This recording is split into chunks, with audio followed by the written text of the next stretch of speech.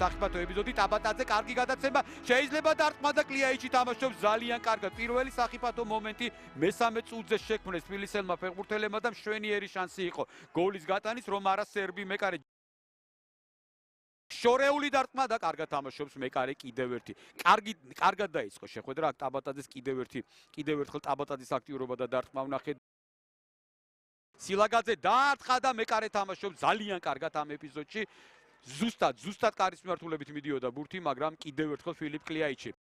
მარჯვნიდან კარგი ერიში შეიძლება გამოვიდეს, ჩაწოდება დარტყმა, თამაშგარია.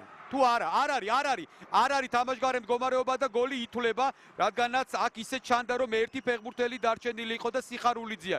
გატანილი გოლის ავტორი პირველი შთაბეჭდილება იყო თითქოს თამაშგარე, მაგრამ უცებ აი მოედანზე, ამიტომ არის უკეთესი მოედან ყურება, რომ იქ გამოჩნდა, რომ ერთი ფეხბურთელი შავ მაისურიანი ოდნავ უკან დგას და როგორც ჩანს 39 წუთზე ირაკლი სიხარულიძის გატანილი გოლი ჩაითვლება. მოდი ვნახოთ განმეორებით, მაინც დიდხანს უტევენ იბერიას ფეხბურთელები, ამჯერად მარჯვენა ფრთიდან ვნახოთ რა გამოვა. პასი კეთდება საჯარიმოში, შეიძლება ჩაწოდება დარტყმა და 2-0. 2-0 ვნახოთ გატანილი გოლის ავტორი, ვერ დავინახე და ეს არის შეიძლება ავტოგოლია 65 წუთზე, მაგრამ ფაქტია გოლია. და თბილისელები ორ ბურთიანი სხვაობით დაწინაურდნენ.